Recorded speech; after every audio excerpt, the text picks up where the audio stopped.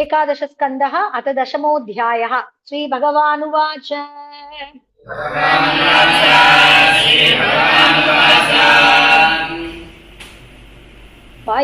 पयोदितेष्ववहितः स्वधर्मेषु मदाश्रयः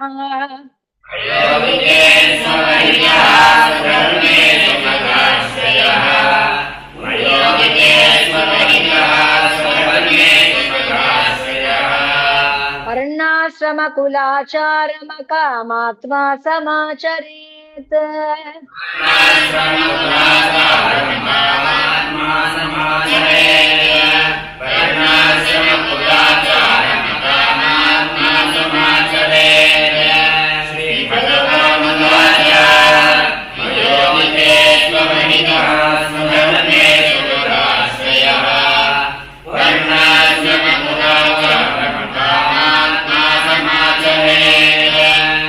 अन्वीक्षेत विशुद्धात्मा देहिना विषयात्मनाम्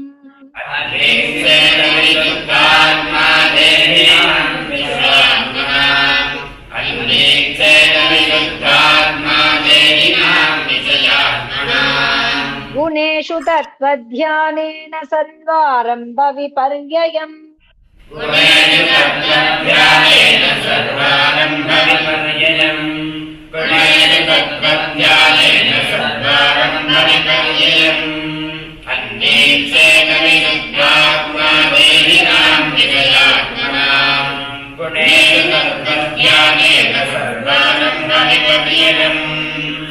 तस्य विषयालोको ध्यायतो वा मनोरथः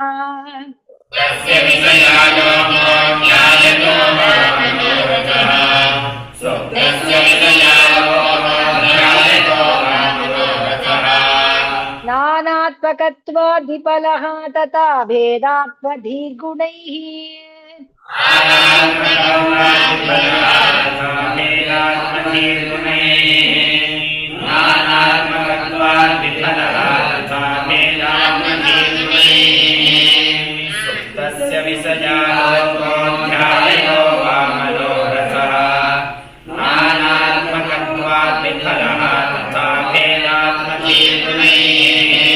निवृत्तं कर्म सेवेत प्रवृत्तं मत्परस्य चेत्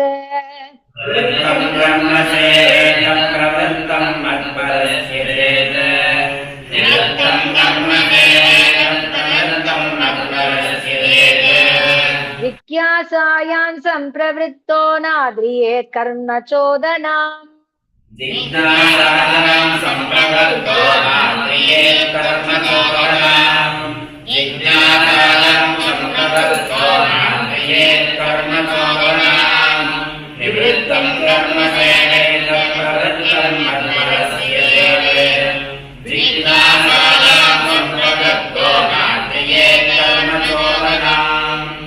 यमानवीक्ष्णं सेवेत नियमान् मत्परः क्वचित्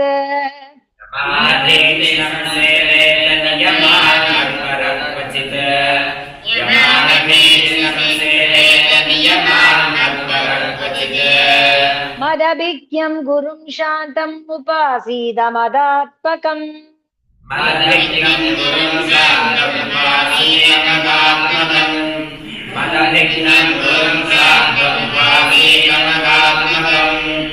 यमानभीक्ष्णं सेवेत नियमान् मत्परः क्वचित् मदभिज्ञं गुरुं शान्तमुपासीद मदात्मकम् अमान्यवत्सरो दक्षो निर्ममो दृढसंहृदः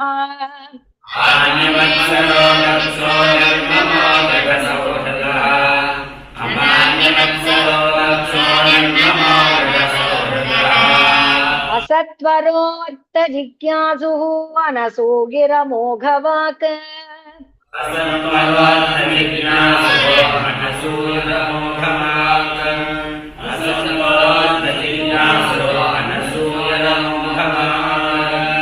अमान्यमत्सरो दक्षो निर्ममो दृढसंहृदः असत्वरोऽर्थजिज्ञासो मनसूरमोघवाक् जायापत्यगृहक्षेत्रस्वजनद्रविणादिषु जायापत्यग्रहक्षेत्रस्वजनद्रव्यमादिषु उदासीनः समं पश्यन् सर्वेषु अर्थमिवात्मनः उदासीनसमं पश्यन् सर्वेषु अर्थमिवात्मनः उदासीनसमं पश्यन् सर्वेषु अर्थमिवात्मनः जायापत्यग्रहक्षेत्रस्वजनद्रव्यमादिषु उदासीनसमं पश्यन् सर्वेषु अर्थमिवात्मनः विलक्षणः स्थूलसूक्ष्मा देहादात्मेक्षिता स्वदृक्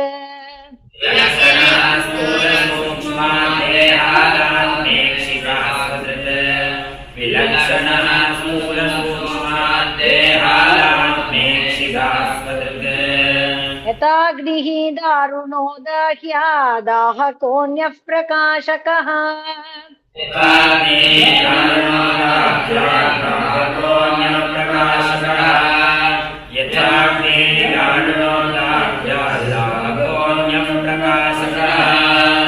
विलक्षणः स्थूलसूक्ष्माद्देहादात्मेक्षितास्वदृक्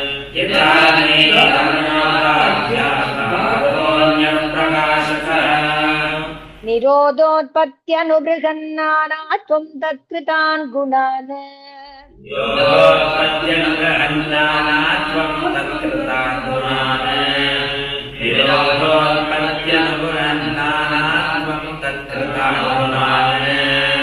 अन्तः प्रविष्ट आधत्त एवं देहगुणान् परः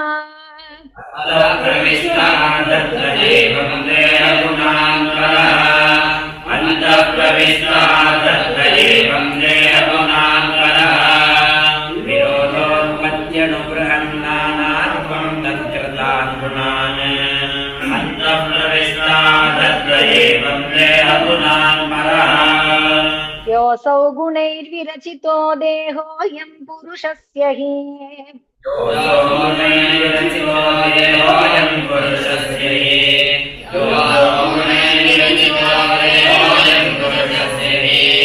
संसारः तन्निबन्धोऽयं पुंसो विद्याचिदात्मनः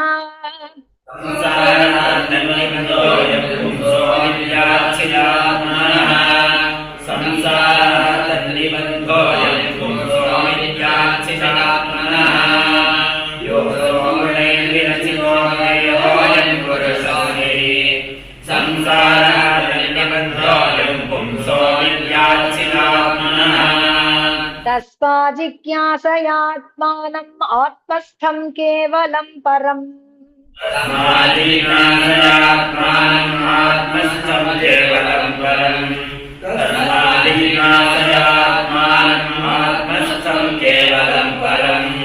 संगम्य निरसेदे तत्त्वस्तु बुद्धिं यथाक्रमम्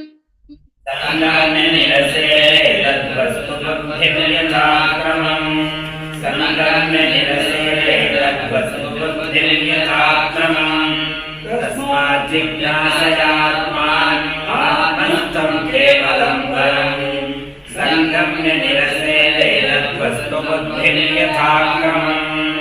आचार्यो अरणिराज्य स्याद् अन्ते वा स्युत्तरारणिः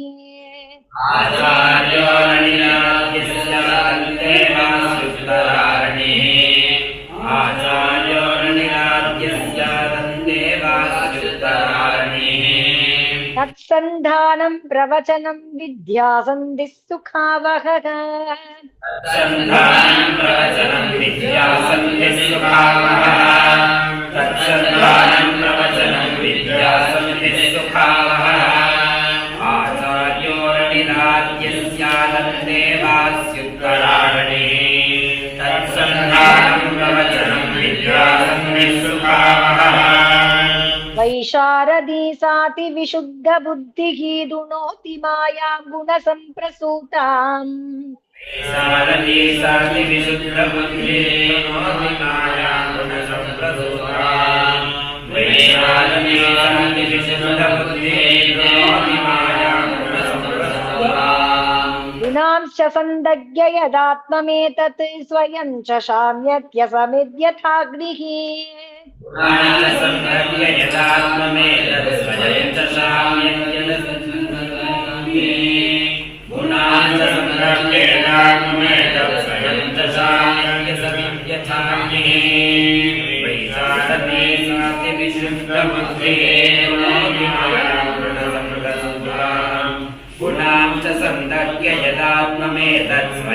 शाम्यत्यसमिद्यथाग्निः अतैषां कर्मकर्तॄणां भोक्तॄणां सुखदुःखयोः तेषां कर्मकर्तॄणां भोक्तॄणां सुखदुःखयोः अथैषां कर्मकर्तॄणां भोक्तॄणां सुखदुःखयोः नानात्वमतनित्यत्वं लोककालामगात्मनाम् नानात्वमतनित्यत्वं लोककालात्मनाम् नानात्वमतनित्यत्वं लोककालात्मनाम् अथैषां कर्मकर्तॄणां भोक्तॄणां सुखदुःखयोः नानात्वमतनित्यत्वं लोककालात्मनाम् मन्यसे सर्वभावानां संस्थाय उत्पत्तिकी यथा मन्ये सर्वभावानां संस्थायोपत्तिकी यथा मन्यसे सर्वभावानां संस्थायोपत्तिकी यथा तत्तदा कृतिभेदेन जायते भिद्यते च धीः तदा कृतिभेदेन जायते भिद्यते च धीः तदा कृतिभेदेन जायते भिद्यते च धीः मन्यसे सर्वभावानां संस्थायोपत्तिकी यथा तदा कृतिभेदेन जायते भिद्यते च धीः एवमप्यङ्ग सर्वेषां देहिनां देहयोगतः सर्वेषां देहिनां देहयोगतः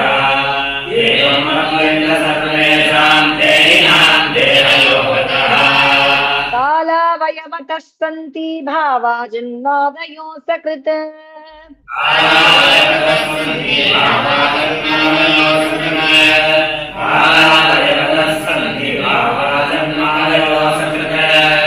एवमप्यङ्ग सर्वेषां देहिनां देहयोगतः कालावयवतः सन्ति भावा जन्मादयो सकृत् अत्रापि कर्मणां कर्तुः अस्वातन्त्र्यं च लक्ष्यते अत्रापि कर्मणां कर्तुः स्वातन्त्र्यं च लक्ष्यते अत्रापि कर्मणां कर्तुः स्वातन्त्र्यं च लक्ष्यते भोक्तुश्च दुःखसुखयोः कोन्वर्तो विवशं भजेत्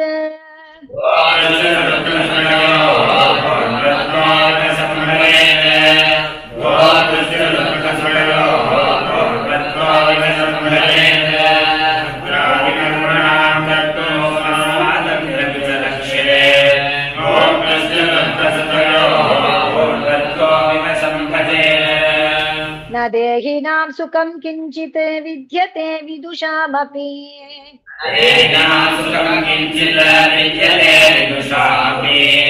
नैनां सुखं किञ्चित् विद्यते विदुषामपि तथा च दुःखं मूढानामृताङ्करणं परम्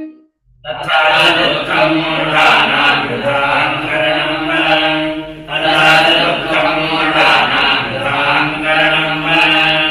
नैनां सुखं किञ्चित् विद्यते विदुषामपि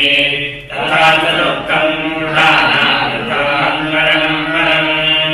यदि प्राप्तं विघातं च जानन्ति सुखदुःखयोः विप्राप्तिं विघातं च जानन्ति सुखदुःखयोः विप्राप्तिं विघातं च जानन्ति सुखदुःखयोः तेऽप्यद्धान विदुर्योगं मृत्युर्न प्रभवेद्यता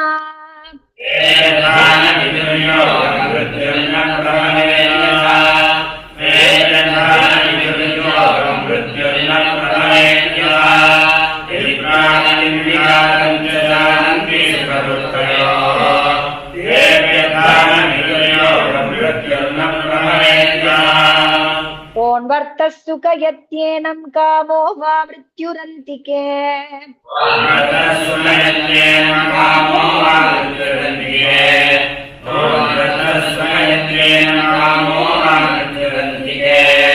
आघातं नीयमाणस्य वध्यस्येव च तुष्टिदः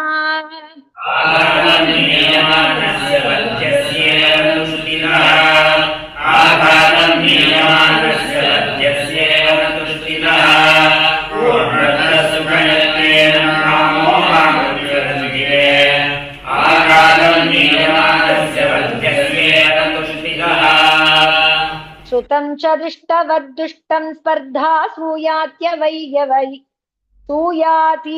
अयव्ययैः श्रुतं च दृष्टवद्दुष्टं स्पर्धा सूयाति अयव्ययैः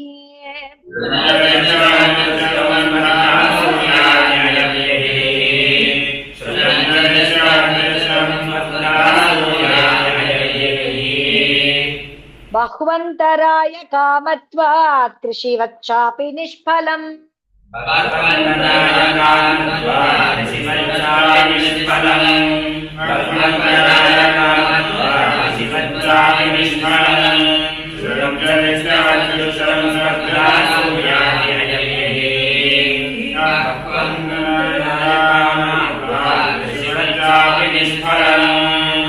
अन्तरायैरविगतो यदि धर्मस्वनुष्ठितः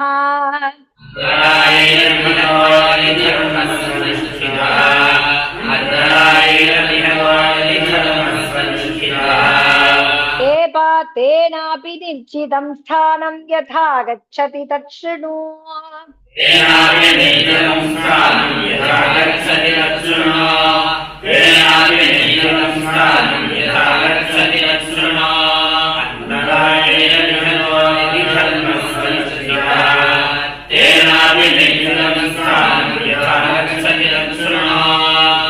इष्ट्वेह देवता यज्ञैः स्वर्लोकं याति याज्ञिकः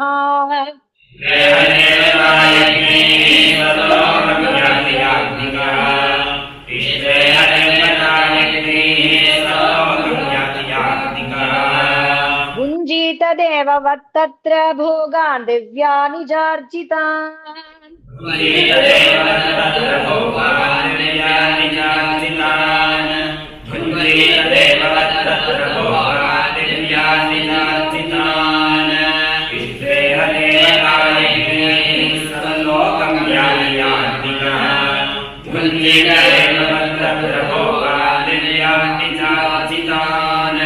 स्वपुण्योपचिते शुभ्रे विमान उपगीयते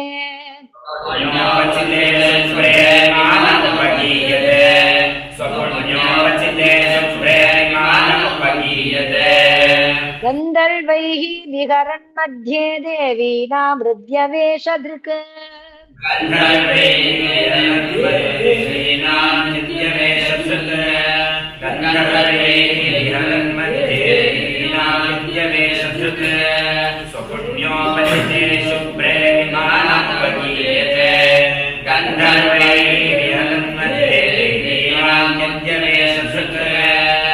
स्त्रीभिः कामगयानेन किङ्किणी जालमालिना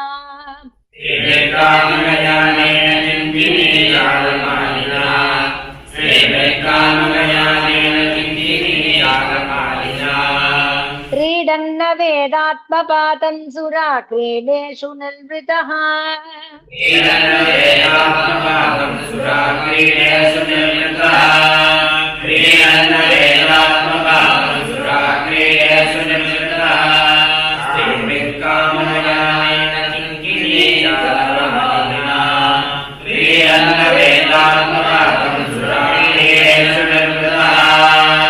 तावत् प्रमोदते स्वर्गे यावत् पुण्यं समाप्यते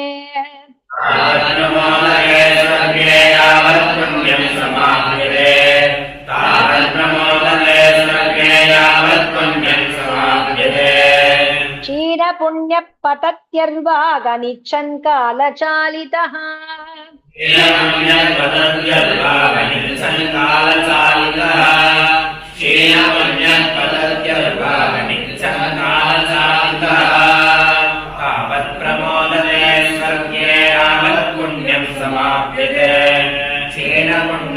तावदत्यर्वागणित्सत्कालचालिका यद्यधर्मरतः सङ्गादसतां वाजितेन्द्रियः धर्मरतः सङ्गादसतां वाजितेन्द्रियः धर्मरतः सङ्गादसतां वाजितेन्द्रियः कामात्मा कृपणो लुब्धः स्त्रयिनो भूतविहिंसकः कामात्मा कृपणो लुब्धः स्त्रयिनो भूतविहिंसकः कामात्मा कृपणो लुब्धः स्त्रयिनो भूतविहिंसकः यद्यधर्मरतः सङ्गादसतां वाजितेन्द्रियः कामात्मा कृपणो लुब्धः स्त्रयिनो भूतविहिंसकः पशून विधिना लभ्य प्रेतभूतगणान् यजन्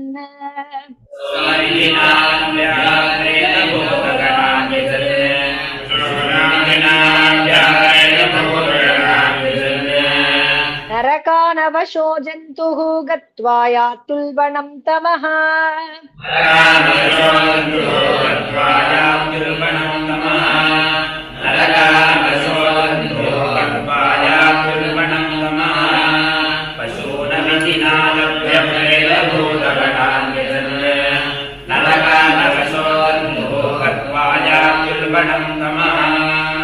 कर्माणि दुःखोदर्काणि कुर्वन् देहेन तैः पुनः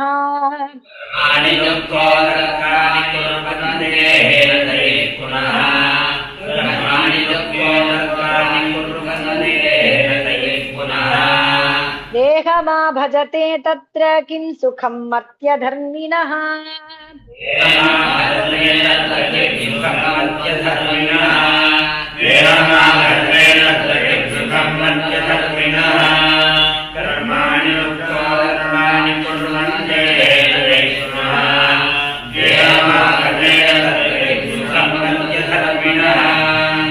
लोकानां लोकपालानां मद्भयं कल्पजीविनाम्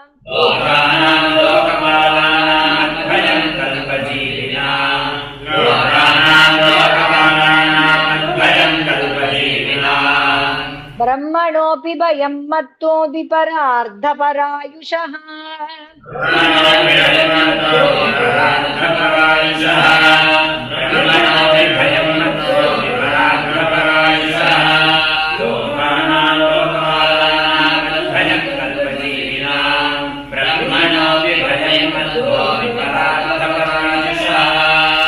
गुणा सृजन्ति कर्माणि गुणोऽनुसृजते गुणान्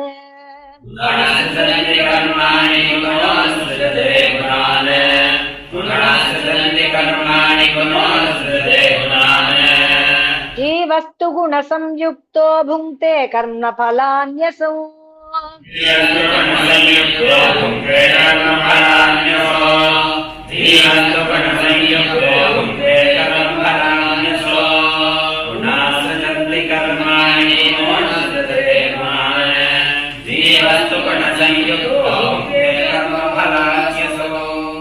यावत् स्यात् गुणवैषम्यं तावन्नानात्वमात्मनः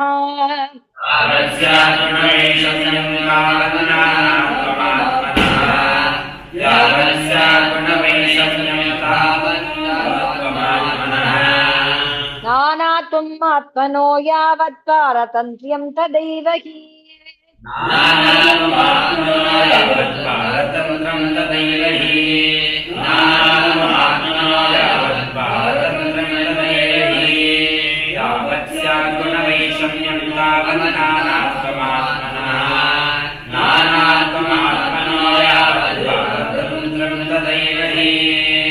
यावदस्यास्वतन्त्रत्वं तावदीश्वरतो भयम्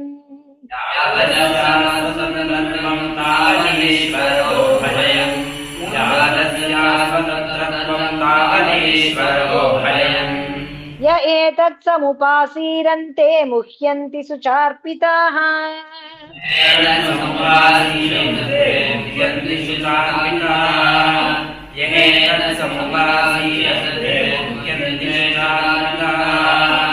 यावदस्यास्वतन्त्रत्वं तावदीश्वरो भयम्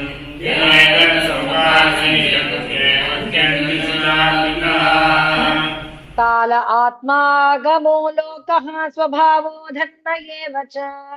कालात्मागमो लोकः स्वभावो धर्म एव च। कालात्मागमो लोकः स्वभावो धर्म एव च। इति मां बहुधा प्राहुः गुणव्यतिकरं सति।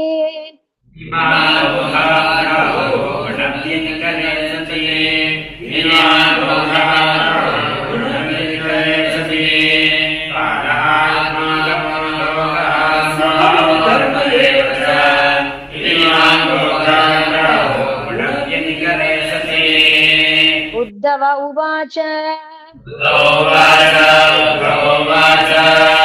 गुणेषु वर्तमानोऽपि देहजेषु अनपावृतः।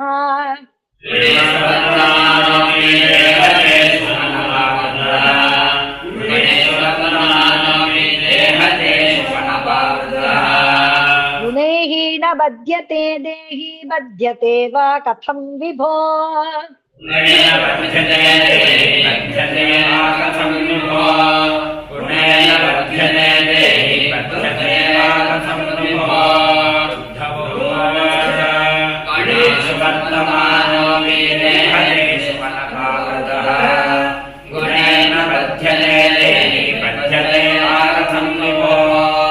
कथं वर्तेत विहरेत् कैर्वा ज्ञायेत लक्षणैः।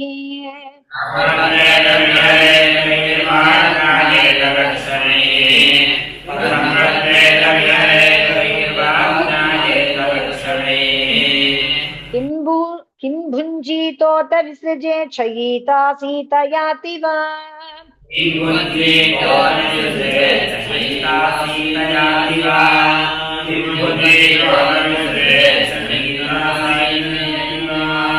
कथं वर्तेत विहरेत् कैर्वा ज्ञायेत लक्षणैः।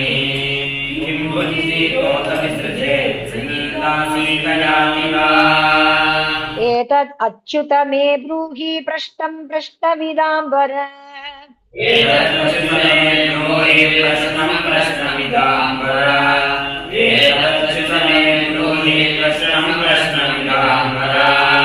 नित्यमुक्तो नित्यबद्ध एक एवेति मे भ्रमः।